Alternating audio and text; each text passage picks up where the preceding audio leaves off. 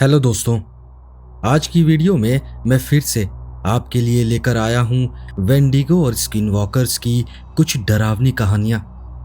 लेकिन ये वीडियो शुरू करने से पहले मैं आपसे फिर से वही गुजारिश करूंगा, अगर आपको ये वीडियो पसंद आए तो प्लीज़ इस वीडियो को लाइक ज़रूर करना, और अगर अभी तक आपने चैनल सब्सक्राइब नहीं किया है तो इस चैनल को भी सब्सक्राइब कर लेना, और हमें कमेंट्स में बताना कि आप देश और दुनिया के किस कोने से हमारी कहानियां सुनने आए हैं।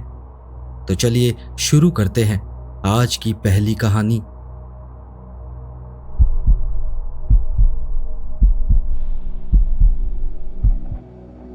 घड़ी की सुइयां रात के 12 बजे के करीब पहुंच रही थीं और पूरा घर सोया हुआ था, सिवाय मेरे, जो धुंधली रोशनी वाले डाइनिंग रूम में अकेला बैठा था। मेज के ऊपर लटके 3 बल्बों की गर्म रोशनी ही अंधेरे को चीर पा रही थी। मैं बिना किसी मुश्किल के घड़ी की सुइयों को देख पा रहा था, जो धीरे धीरे 12 की तरफ बढ़ रही थी। एक गहरी सांस लेकर मैंने किचन कैबिनेट के पीछे छुपाए शॉट ग्लास को निकाला और टेबल पर विस्की की बोतल के बगल में रख दिया। मैं आमतौर पर पीता नहीं हूं, खासकर मेरे डैड के साथ जो हुआ उसके बाद तो बिल्कुल भी नहीं। लेकिन सितंबर का पहला दिन कुछ अलग होता है। यही एक बहाना है जो मैंने खुद की सहूलियत के लिए बना रखा है। अपने गाल के अंदर जीभ को घुमाते हुए मुझे लगा मेरा मुंह सूख गया है, और यही वो एक एहसास था जो हमेशा इस पल के साथ आता था। घर में सन्नाटा था, इतना कि घड़ी की टिक टिक दीवारों से टकराकर गूंज रही थी। और फिर ठीक 12 बजे घड़ी की घंटी बजी, जैसे दूर किसी चर्च की घंटियां बज रही हों। मैंने शॉट ग्लास भरा, एक पल के लिए ऊपर उठाया, मानो किसी अदृश्य आदमी को टोस्ट कर रहा हूं, और एक घूंट में उसे उतार दिया। शराब की जानी पहचानी जलन मेरे गले के नीचे उतरी और मेरे अंदर तक गर्माहट फैला गई। सितंबर के पहले दिन की वो रस्म पूरी होने के बाद मैं शॉट ग्लास को धोने के लिए किचन में गया। खिड़की से अंदर आती चांदनी की रोशनी में मैंने उसे साफ किया। मेरी पत्नी लॉरेटा को मेरे पीने की आदत से कोई समस्या नहीं थी, लेकिन टेबल पर पड़ा हुआ इस्तेमाल किया हुआ ग्लास सवाल खड़े कर देता, और इसके बारे में बात करना, खैर मैं उसमें कभी नहीं जीत पाया। लेकिन इतने सालों बाद आज भी मुझे बुरे सपने आते हैं। उस पहाड़ पर मैंने जो देखा था उसने मुझ पर एक ऐसा निशान छोड़ा जो किसी और चीज से गहरा है, चाहे वो मेरे बच्चों के जन्म की खुशी हो या मेरे डैड की शराब से मौत का दुख। लॉरेटा कहती है मुझे इसके बारे में बात करनी चाहिए, शायद इससे मुझे कोई मदद मिले। वो शायद सही भी है, वो ज्यादातर सही ही होती है। चलिए आपको वो किस्सा बताता हूं। स्कूल खत्म होते ही मैंने पार्क रेंजर की जॉब ज्वाइन कर ली थी। स्कूल शायद मेरे लिए बना ही नहीं था। मुझे तो हमेशा बाहर की दुनिया बुलाती थी।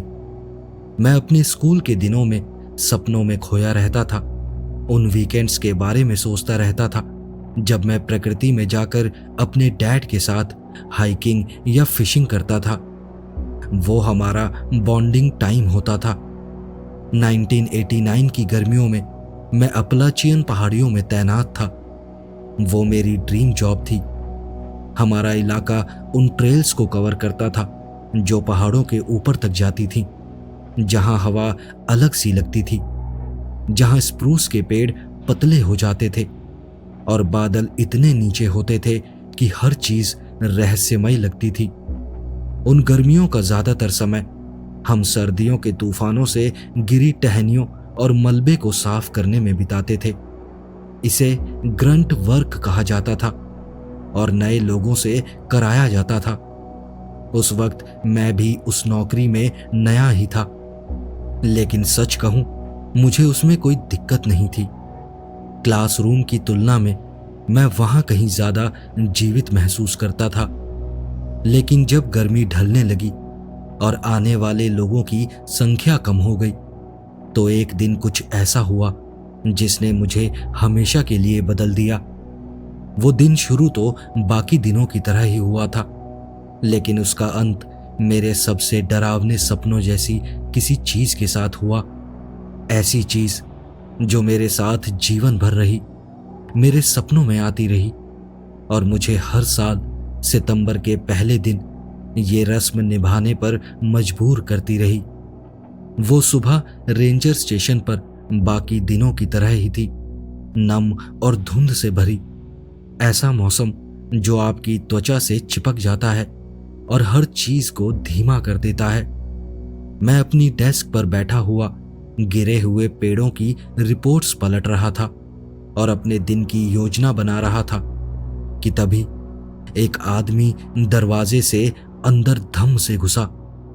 वो आदमी बहुत जंगली लग रहा था। उसकी आंखें फैली हुई थीं और इधर उधर भाग रही थीं, मानो हर कोने में उसे कोई भूत दिख रहे हों। उसने एक कराहती हुई आवाज निकाली, इतनी दर्द भरी कि मैं अपनी सीट पर जम गया और फिर वो वहीं फर्श पर गिर पड़ा। मेरे साथी रेंजर स्टैनली ने तुरंत रिएक्ट किया। उसने उसे उठाकर बैठाने की कोशिश की। वो आदमी पूरी तरह से भीगा हुआ था। उसके कपड़े शरीर से चिपके हुए थे और फर्श पर पानी की बूंदें गिरा रहे थे। मैंने स्टैनली को एक कप पानी दिया, सोचा कि शायद वो डिहाइड्रेटेड होगा, लेकिन जब स्टैनली ने उसे पीने के लिए वो कप दिया तो उसने हाथ पटक दिया और कप नीचे गिरकर टूट गया। अजीब बात यह थी कि वो बार बार एक ही चीज फुसफुसा रहा था, बाहर वो है, बाहर वो है।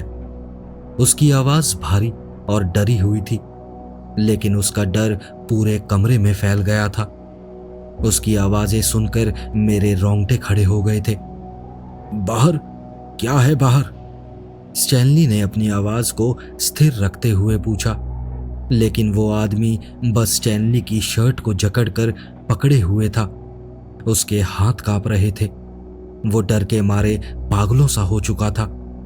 स्टैनली और मैंने एक दूसरे की तरफ देखा। रेंजर्स के रूप में हमने बहुत कुछ देखा था, लेकिन ऐसा कुछ नहीं जो किसी इंसान को इतना डरा दे कि वो बोल भी ना पाए।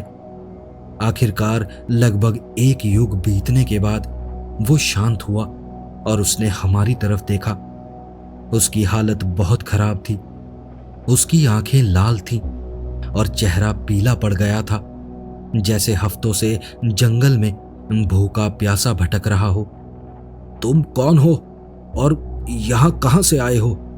स्टैनली ने धीरे से पूछा। लंबे विराम के बाद उसने बताया कि वो सैन डिएगो से आया था, दोस्तों के साथ हाइकिंग करने के लिए। और फिर पूरी कहानी सामने आने लगी, पर हर हिस्सा पिछले हिस्से से ज्यादा डरावना था।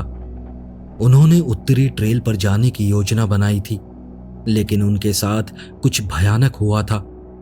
उसने अपने बैग से कुछ पोलेरॉइड्स निकाले जिनमें उसके दोस्त मुस्कुराते हुए दिख रहे थे, लेकिन जिस तरह उसने उन तस्वीरों को देखा, ऐसा लगा कि उनके साथ कुछ गलत हुआ है।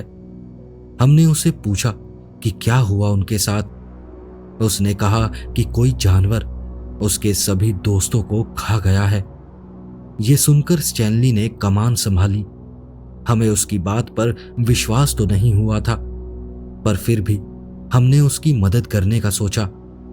स्टैनली ने मानचित्र पर उस जगह को चिन्हित किया जहां उसने आखिरी बार उन्हें देखा था। वो जगह देखकर मेरे पेट में हलचल होने लगी। हम पहाड़ों की गहराई में जा रहे थे, ट्रेल्स की सुरक्षा से कोसों दूर। ये कोई नॉर्मल रेस्क्यू मिशन नहीं था। ऐसा लग रहा था जैसे हम किसी गलत चीज में घुस रहे हैं। हमने तैयारी की, उस अजीब डर को झटकने की कोशिश करते हुए जो हम पर छा रहा था। जैसे जैसे हम आगे बढ़े, जंगल अलग सा लगने लगा। हर छाया हमें देख रही थी। हर पत्ती की सरसराहट एक संभावित खतरे का एहसास दे रही थी। जैसे ही हम जंगल की और गहराई में पहुंचे, बिना किसी रास्ते या सभ्यता के निशान के, मुझे लगा जैसे हम वहां अकेले नहीं हैं। जिस चीज ने उस हाइकर को इतना डरा दिया था, वो शायद हमारा भी इंतजार कर रही थी। जंगल की खामोशी भारी और दम घोटने वाली थी, जिसे सिर्फ हमारे कदमों की आवाज और कभी-कभी किसी पक्षी की दूर की चीख तोड़ती थी। ये तूफान के आने से पहले की शांति जैसा था, और मुझे नहीं पता था कि हम आने वाले किसी भी चीज के लिए तैयार थे या नहीं। जंगल में चलते चलते हमें एक झोपड़ी दिखी। जंगल में वो पुरानी झोपड़ी सीधे किसी हॉरर फिल्म से निकली लग रही थी। उसकी दीवारें सड़ी हुई थीं, छत आधी ढह चुकी थी। जब तक हम उस झोपड़ी तक पहुंचे, अंधेरा पूरे जंगल को निगल चुका था। हमारी टॉर्च की रोशनी से बाहर सब कुछ अंधेरे का सागर बन चुका था, और हवा में कुछ अजीब था, एक अपशगुन भरी खामोशी जो हमें चारों तरफ से दबा रही थी। स्टैनली पहला था जो झोपड़ी की तरफ बढ़ा। रात बिताने के लिए ये जगह ठीक रहेगी, उसने खुद से बड़बड़ाते हुए कहा। मैं उसके पीछे पीछे चला, लेकिन मेरा दिल जोरों से धड़क रहा था। मुझे वो जगह कुछ ठीक नहीं लग रही थी। वहां कुछ तो गलत था। ऐसा लग रहा था जैसे हम किसी प्राचीन और दुर्भावनापूर्ण चीज में घुसपैठ कर रहे थे। हम बस उस झोपड़ी में घुस ही रहे थे कि अचानक हमने कुछ सुना, एक कर्कश गुर्राहट जो हर तरफ से आ रही थी। स्टैनली जम गया और उसकी टॉर्च की रोशनी चारों ओर घूमने लगी। तुम लोगों ने वो आवाज सुनी? उसने फुसफुसा कर कहा, लेकिन जवाब देने से पहले ही वहां अराजकता फैल गई। अंधेरे में कहीं से वो हम पर टूट पड़ा। वो एक मांस और खून से सना प्राणी था। वो वेंडिगो था। उसकी आंखें अंधेरे में आंख के गड्ढों जैसी लग रही थी, और उसका शरीर इंसान और जानवर का विकृत मिश्रण लग रहा था। लंबे नुकीले पंजे जो भयंकर रूप से फैल रहे थे। हमारे पास प्रतिक्रिया देने का वक्त भी नहीं था। स्टैनली ने अपनी राइफल चलाई, लेकिन वो जीव भयानक गति से हिला और गोलियों से ऐसे बचा जैसे वो कुछ थी ही नहीं। घबराहट ने हमें जकड़ लिया। मुझे याद है, मैं सोच रहा था, आज हम यहां मरने वाले हैं। इस राक्षस के हाथों हमारे चीथड़े चीथड़े होने वाले हैं। लेकिन तभी मेरे अंदर एक विचार आया, आग। एक साहसिक जोश के साथ मैंने जमीन से एक डाली उठाई और उसे मशाल की तरह जलाया, और उसे हथियार की तरह घुमाते हुए उस वेंडिगो पर झपटा। वो जीव चीखा, इतनी तीखी आवाज में कि मेरा खून जम गया। एक पल के लिए वो डगमगाया और अंधेरे में पीछे हटा। ऐसा लग रहा था जैसे वो आग से डर गया हो, लेकिन हमारे लिए वो एक पल ही काफी था। स्टैनली और वो दूसरा आदमी भी आग लेकर आए, उसे और अंधेरे में धकेलने लगे। लेकिन राहत कुछ ही पल की थी। उस पूरे हंगामे में झोपड़ी में आग लग गई। लपटों ने पुरानी लकड़ी को उसी भूख से जलाया जैसी उस वेंडिगो की थी। इतनी आग देखकर वो अंधेरों में कहीं भाग गया। अब हमारे पास रात काटने के लिए कोई शरण नहीं थी, और वहां खुले में रुकना मौत को दावत देना था। वो प्राणी अभी भी हमारे ऊपर घात लगाकर बैठा होगा। यही सोचकर हमें भी वहां से भागना पड़ा। जैसे हम भागे, पीछे की आग ने रात को रोशन कर दिया। पेड़ों के बीच लंबी और भयानक छायाएं बनने लगी। हम तब तक नहीं रुके जब तक रेंजर स्टेशन नहीं पहुंच गए। उस वक्त सुबह की पहली किरण क्षितिज पर फैल रही थी। जंगल फिर से खामोश था, जैसे कुछ हुआ ही नहीं।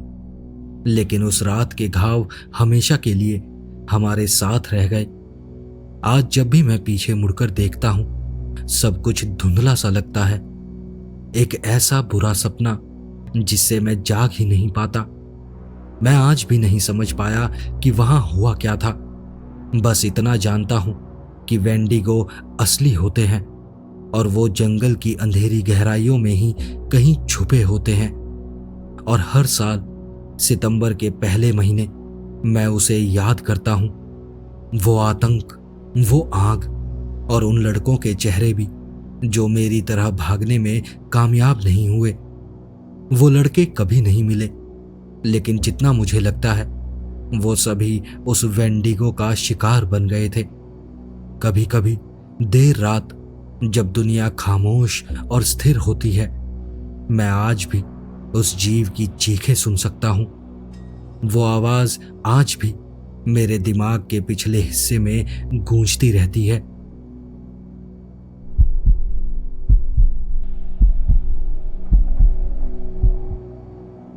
ये कहानी मुझे 2009 में सुनाई गई थी। मैं हाई स्कूल का फ्रेशमैन था और वो हैलोवीन का दिन था, जो कि मेरा पसंदीदा त्योहार है। खैर, मैं अपनी इंग्लिश की क्लासरूम में दाखिल हुआ, जो उस दिन की मेरी आखिरी क्लास थी।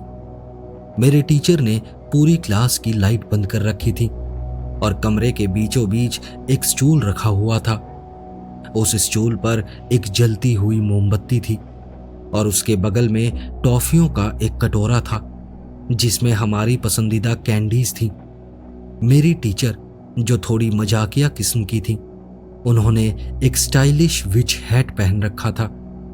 जब सभी बच्चे बैठ गए तो टीचर ने मोमबत्ती उठाई और वो भी स्टूल पर बैठ गईं। उन्होंने बताया कि आज हम क्लास वर्क की बजाय अपनी सबसे डरावनी कहानियां सुनाएंगे और बदले में कैंडीज पाएंगे। टीचर ने शुरुआत की फेमस अर्बन लेजेंड से, हुकमैन वाली कहानी से। ज्यादातर बच्चों ने वो कहानी पहले सुनी थी, लेकिन फिर भी हमें उसे दोबारा सुनने में मजा आया। फिर बच्चों ने बारी बारी से अपनी अपनी कहानियां सुनाई।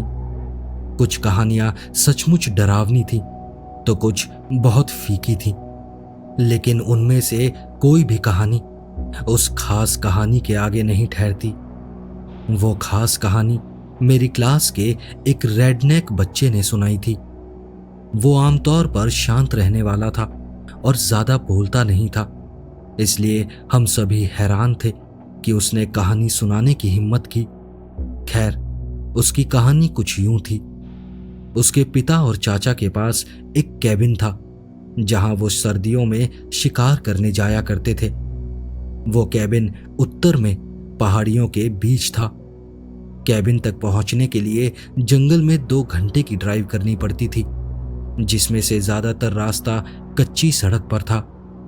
उस कच्ची सड़क से उतरकर कैबिन तक पहुंचने में 15 मिनट की हाइक करनी पड़ती थी।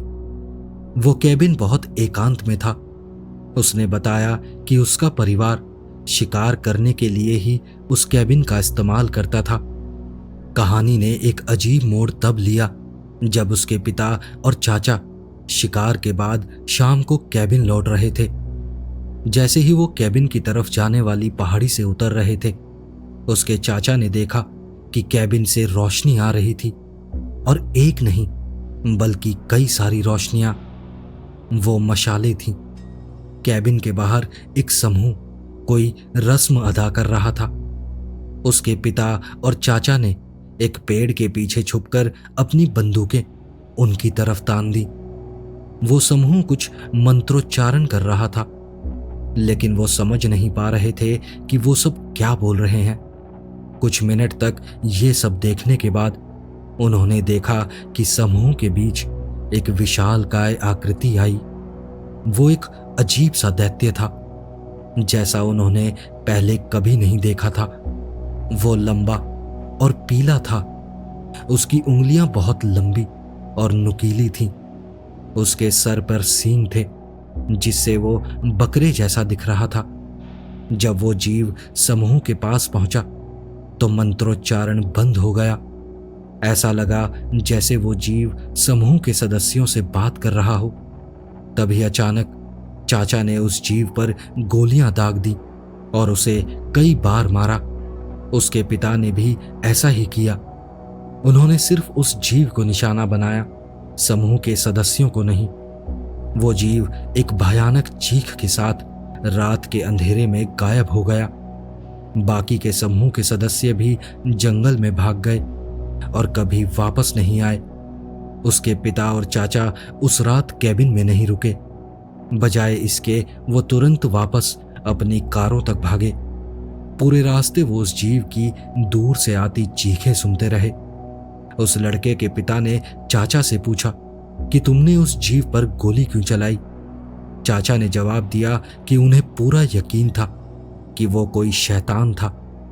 पूरी क्लास का मुंह आश्चर्य से खुला रह गया। ये सचमुच एक जबरदस्त कहानी थी। मैं भी अक्सर इसके बारे में सोचता हूं कि आखिर जंगलों में वास्तव में क्या छिपा है।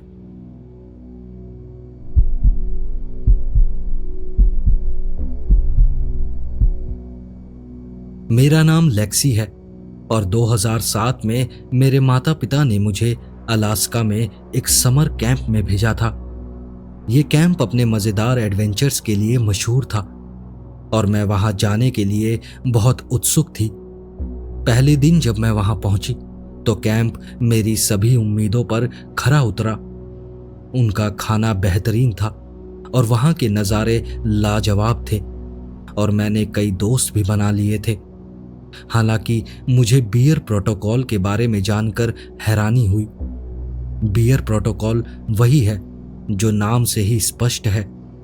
जब कोई कैंपर किसी भालू को देखता है तो उसे एक टावर पर जाकर बटन दबाना होता है जो पूरे कैंप के लिए एक सायरन बजा देता है।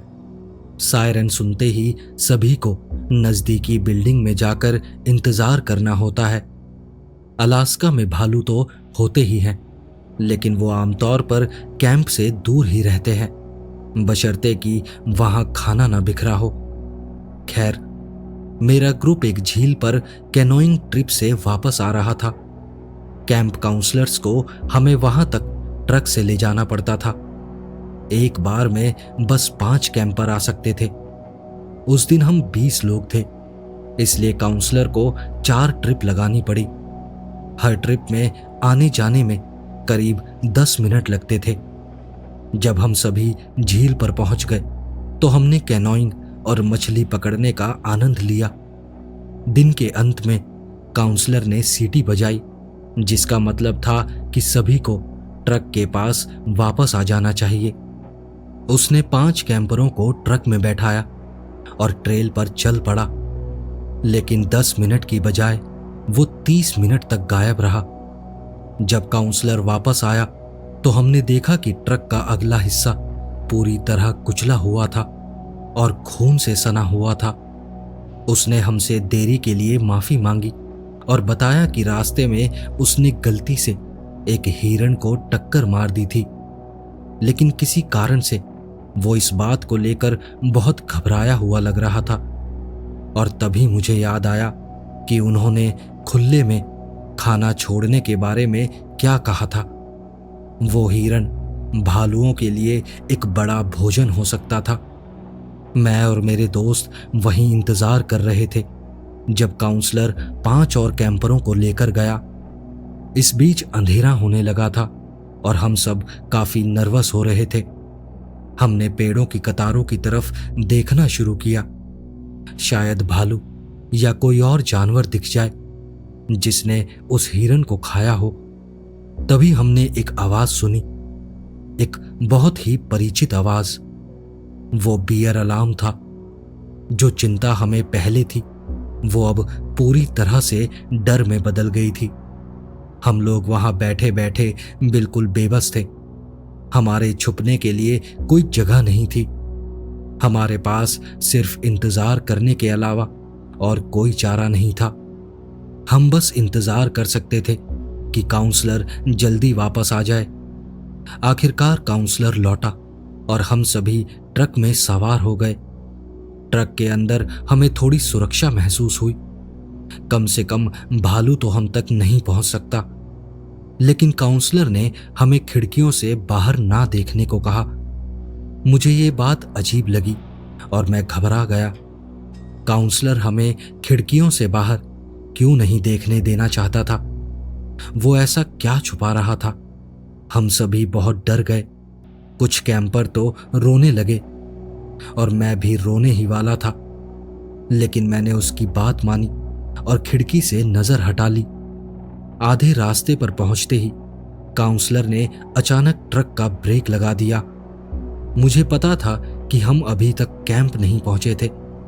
हम अभी भी उसी कच्ची पगडंडी पर थे। काउंसलर के आदेश के खिलाफ मैंने खिड़की से बाहर झांका और फिर मैंने वो हिरन देखा और उसके ऊपर कोई चीज खड़ी थी, और वो चीज कोई भालू नहीं थी। वो एक पीला सा जीव था जो हिरन के शव के ऊपर झुका हुआ था। भले ही वो झुका हुआ था, लेकिन मैं देख सकता था कि वो बहुत लंबा था। उसके हाथ और पैर बहुत लंबे थे।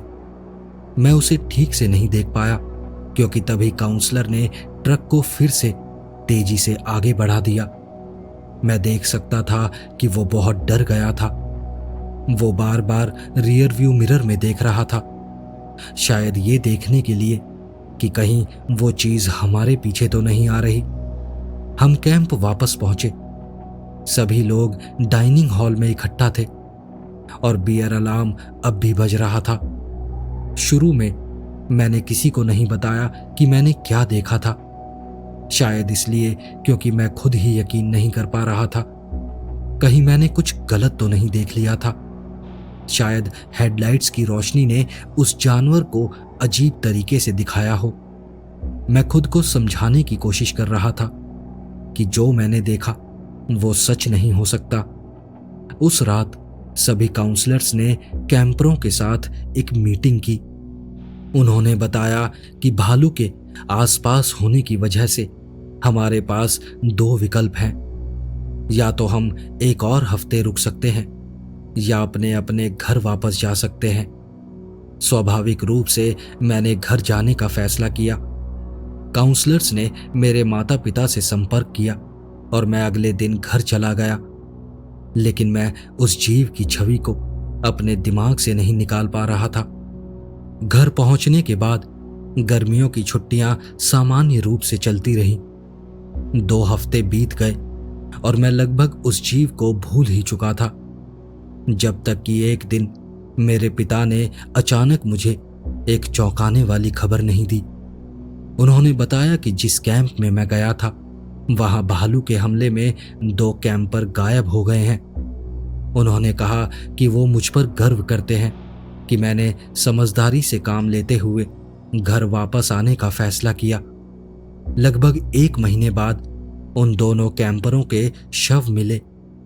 अब सामान्य तौर पर मैं इसे भालू के हमले का मामला मानकर भूल जाता, लेकिन उन दोनों के शव पेड़ों पर मिले थे।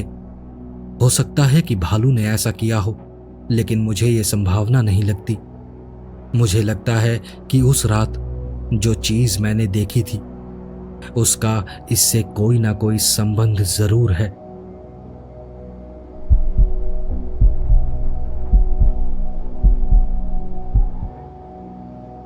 मेरा नाम हावर्ड है। पीछे मुड़कर देखूं तो मैं कभी अंदाजा भी नहीं लगा सकता था कि लेक ह्यूरॉन पर वो वीकेंड मेरी दुनिया को कितना उलट पुलट देगा। ये 2018 का अंत था और मैं सिर्फ 13 साल का एक बच्चा था जो दुनिया को एक एक दिन करके समझने की कोशिश कर रहा था। उस वीकेंड मैं और मेरा परिवार मेरी माँ की दोस्त कैरिसा के घर जा रहे थे, जो मिशिगन के उत्तरी जंगलों में तट से करीब 1 मील दूर बसा हुआ था। सिर्फ ये सोचने से ही मेरी रूह कांप जाती थी। मुझे हमेशा से जंगलों का शौक रहा है, पर उन जीवों का नहीं जो शायद उनमें छुपे हों। मिशिगन के दक्षिण में हमारे घर से ये सफर काफी शांत था, कम से कम मेरे लिए तो था। मेरा दिमाग भेड़ियों और भालुओं की छवियों से भरा हुआ था, जो पेड़ों की कतारों के ठीक पीछे छुपे हुए देख रहे होंगे और हमारा इंतजार कर रहे होंगे। मैं नहीं जाना चाहता। मुझे याद है कि मैंने गाड़ी में बैठे बैठे एक से ज्यादा बार बुदबुदाया था। मेरी माँ ने हमेशा की तरह अपनी सांत्वना भरी आवाज में जवाब दिया, सब ठीक होगा हावर्ड, अगर कुछ होता भी है तो हम तुम्हारी रक्षा करेंगे। लेकिन वो शब्द सिर्फ शब्द थे और वो मेरे पेट में गांठ बन चुके थे। उस चिंता को कम करने में बिल्कुल भी कामयाब नहीं हो रहे थे। हम बे सिटी में तब पहुंचे जब आसमान शाम के रंगों से भरने लगा था। डूबता हुआ सूरज लंबी लंबी छायाएं बना रहा था जो जंगल से निकलकर हमारी तरफ बढ़ती हुई सी लग रही थी। लेक हाउस एक बड़े से मैदान में बना हुआ था जिसे घने जंगलों ने एक अंधेरे अंतहीन भूल भुलैया की तरह घेर रखा था। वो डर जिसे मैं हटाने की इतनी कोशिश कर रहा था मुझ पर उसी पल टूट पड़ा जब हम वहां पहुंचे। लेकिन अब पीछे मुड़ने का कोई रास्ता नहीं था। अपने डर को दबाते हुए मैंने कैरिसा और बाकी लोगों के साथ घुलने मिलने की कोशिश की। वो काफी अच्छे लोग थे और कुछ देर के लिए मैं खिड़कियों के बाहर मंडराते उस अंधेरे के बारे में भूलने में कामयाब हो गया। हमने पिज्जा खाया, हंसे और सब लोग बहुत मस्ती कर रहे थे। खैर सब लोग, लेकिन मुझे छोड़कर। मेरे दिमाग में जंगल एक विशाल चुपचाप देखते हुए प्रहरी की तरह खड़ा था जो सिर्फ सही वक्त का इंतजार कर रहा था। उस शाम को जब बड़े लोग बेसमेंट में बैठे थे मैंने खुद को किचन में अकेला पाया।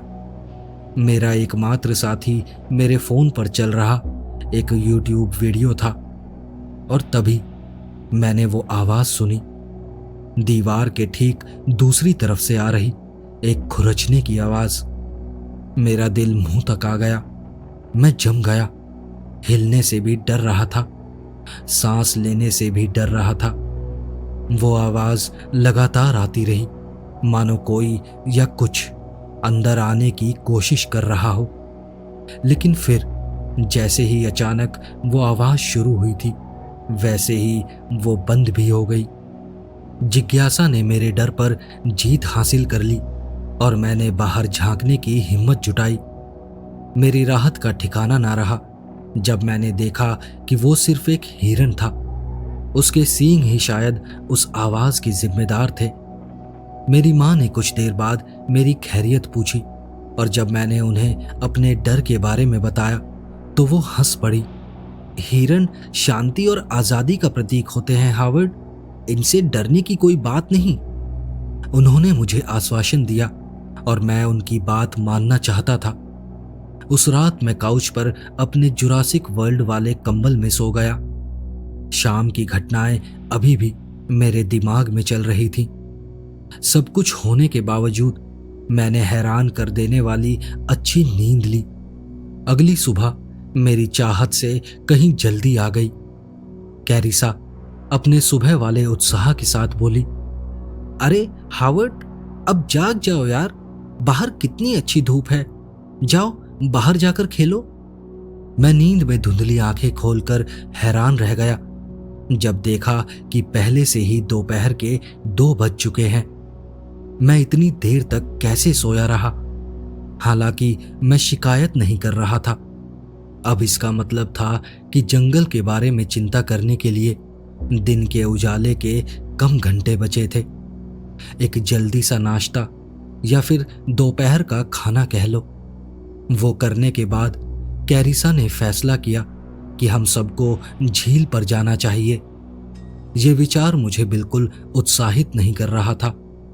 झील का मतलब था बीच और बीच का मतलब था लोग, ढेर सारे लोग, और मैं कभी भी भीड़ में रहने वाला नहीं हूं। इससे भी बुरा तब हुआ जब हम वहां पहुंचे तो पता चला कि उन लोगों में छोटे छोटे बच्चों का एक झुंड भी शामिल था। बढ़िया, जैसे मेरी किस्मत में यही लिखा था।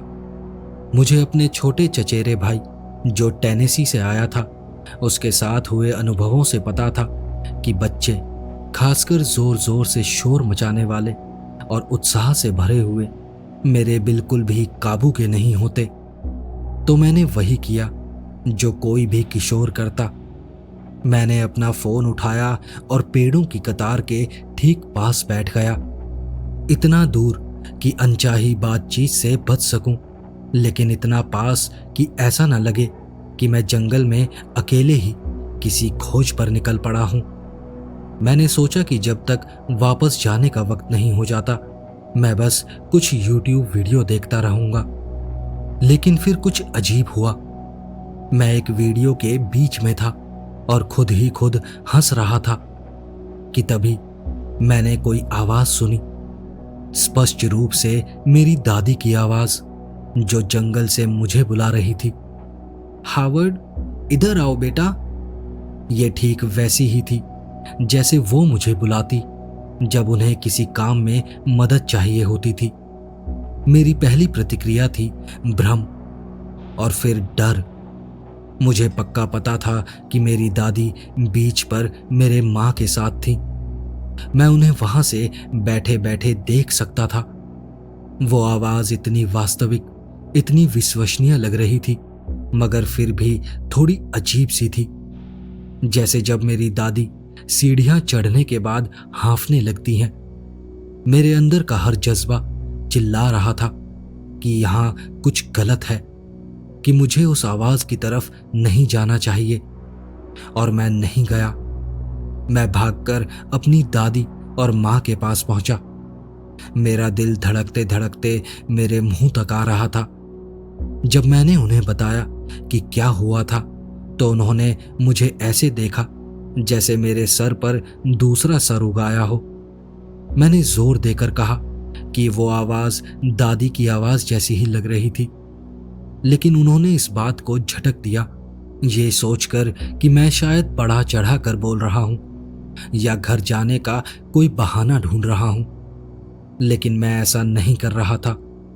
मैं जानता था कि मैंने क्या सुना था और इस बात ने मेरी हड्डियों तक को ठंडा कर दिया था।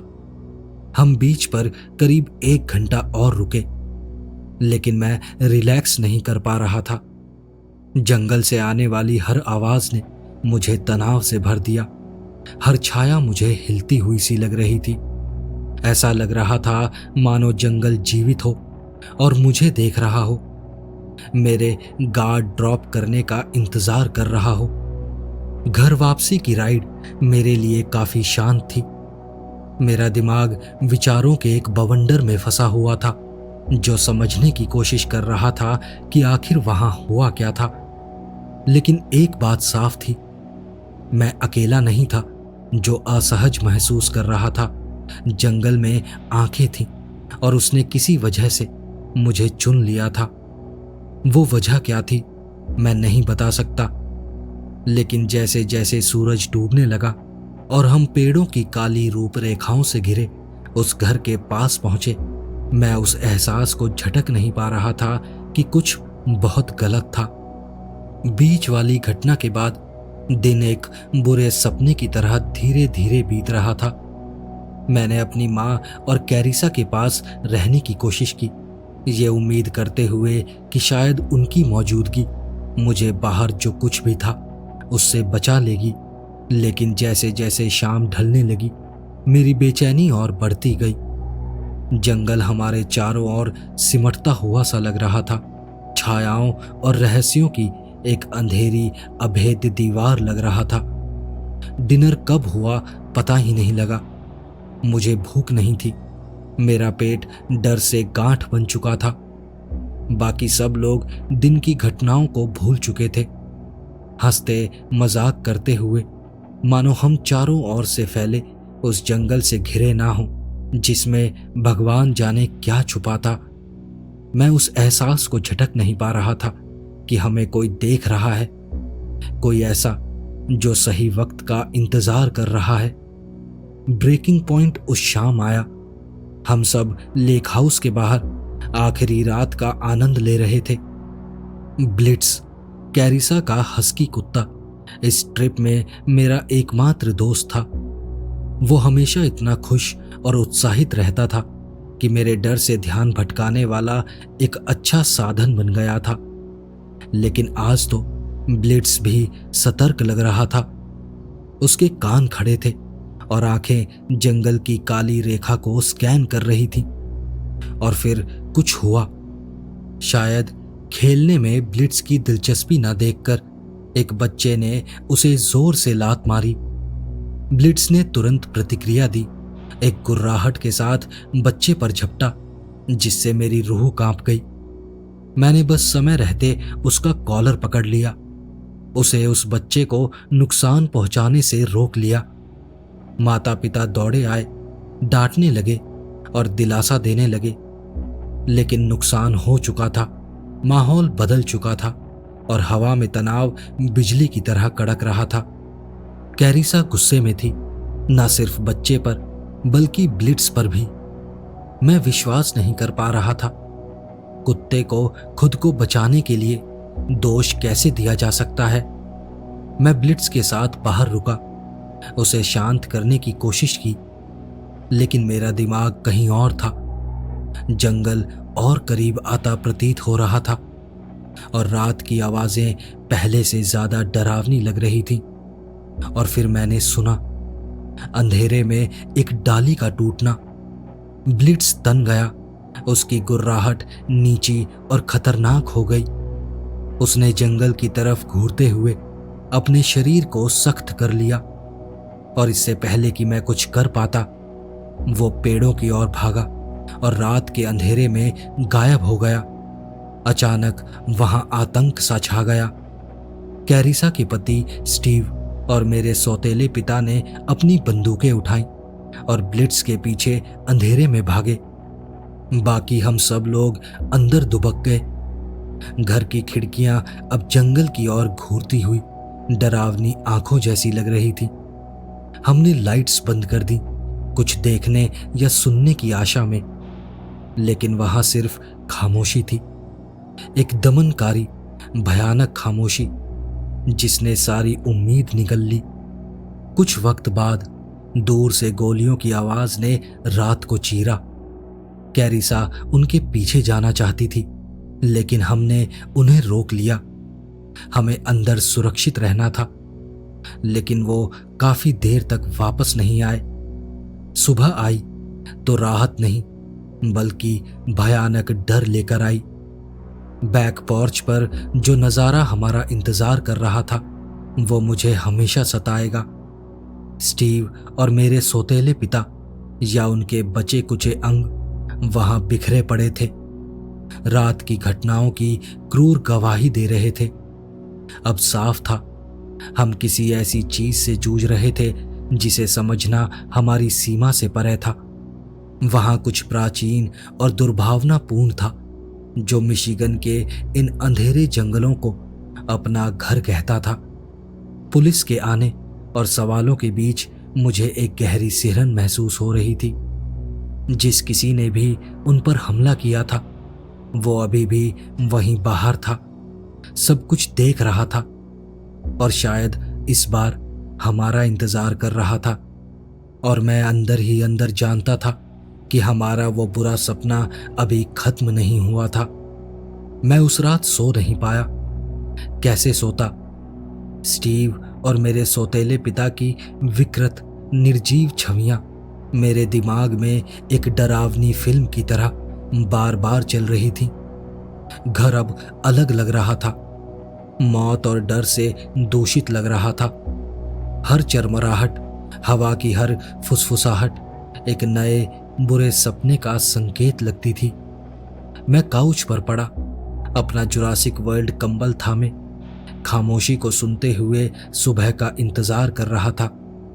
मेरे विचार दौड़ रहे थे। ऐसा कौन कर सकता था? भालू? भेड़िया? नहीं, ये क्रूरता कुछ और थी, उन सब से कुछ ज्यादा भयानक थी।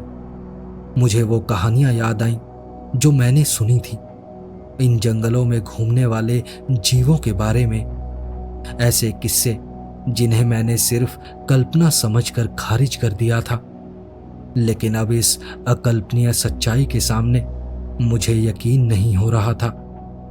और फिर रात के सबसे गहरे अंधेरे में मैंने फिर वही आवाज सुनी, खुरचने की आवाज, लेकिन इस बार अलग और बहुत करीब। मेरा दिल धड़कना भूल गया। वो आवाज बाहर से नहीं आ रही थी, बल्कि दीवार के ठीक दूसरी तरफ से आ रही थी। वहां जो भी कुछ बाहर था वो सिर्फ गुजर नहीं रहा था, वो वहीं खड़ा होकर हमारा इंतजार कर रहा था। मैं हिला तक नहीं और मेरी सांस रुकी हुई थी। खुरचने की आवाज थोड़ी देर तक जारी रही और फिर खामोशी, गहरी बहरी खामोशी।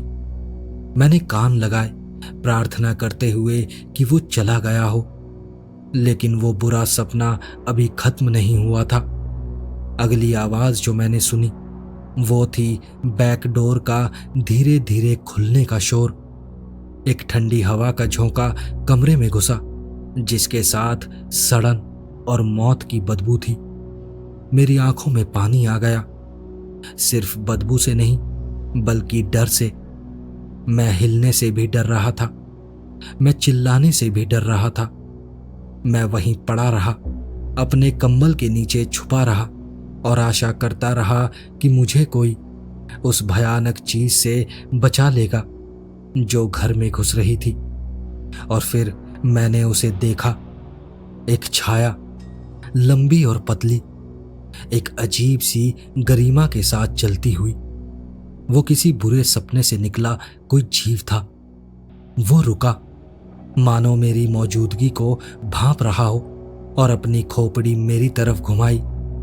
मैं उसकी आंखें देख सकता था। वहां काले गड्ढे थे और वो गड्ढे सीधे मुझे घूर रहे थे। तब मुझे वो कहानियां याद आईं, वेंडिगो की। भूख और भय का एक जीव। सब कुछ समझ में आने लगा। गायब होने वाले लोग, वो क्रूरता, मेरी दादी की नकल करती वो आवाज। ये कोई भालू नहीं था, ये कुछ बहुत बहुत बुरा था। वेंडिगो करीब आया, उसका पंजा मेरी तरफ बढ़ा। मैं भागना चाहता था, चिल्लाना चाहता था, कुछ भी करना चाहता था, लेकिन मैं लकवाग्रस्त था और अपने ही डर में फंसा हुआ था। उसने बोला, बिल्कुल मेरी दादी की आवाज में, लेकिन एक ऐसी भूख से भरा हुआ जिससे मेरा खून जम गया। मेरे साथ आओ बच्चे। लेकिन मैं चुप रहा, उसके बुलावे को ठुकरा दिया।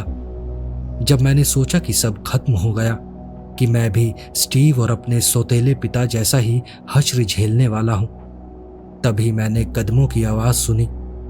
कोई और जाग गया था और घर में घूम रहा था। वेंडिगो हिचकिचाया और फिर जैसे चुपके से आया था वैसे ही रात में गायब हो गया। सुबह हुई और हमारे जाने का वक्त आया। जैसे ही हम लेक हाउस से दूर जा रहे थे, मुझे लगातार ये एहसास हो रहा था कि कोई मुझे देख रहा है।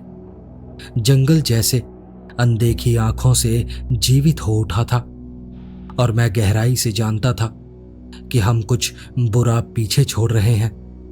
हमने कभी उस घटना के बारे में सच में बात नहीं की। आधिकारिक कहानी एक भालू के हमले की थी, लेकिन मैं सच जानता था। वेंडिगो वहीं बाहर था, इंतजार कर रहा था और भूखा था, और मैं उसके बुलावे से बच गया था। 1 महीने बाद कैरिसा और उसका पूरा परिवार गायब हो गया, बिना किसी सुराग के। पीछे सिर्फ एक बच्चे का जूता और एक कंबल बचा था। पुलिस ने खोजा, लेकिन उन्हें कुछ नहीं मिला, मानो जंगल ने उन्हें निगल लिया हो। मैं अब भी उस वीकेंड के बारे में सोचता हूं, उस डर के बारे में जिसका हमने सामना किया था। पता नहीं कि मैं कभी वास्तव में समझ पाऊंगा कि आखिर हुआ क्या था, लेकिन एक बात मुझे पक्का पता है, मैं वेंडिगो को कभी नहीं भूलूंगा, और मैं कभी भी किसी भी हालत में उन जंगलों में वापस नहीं जाऊंगा।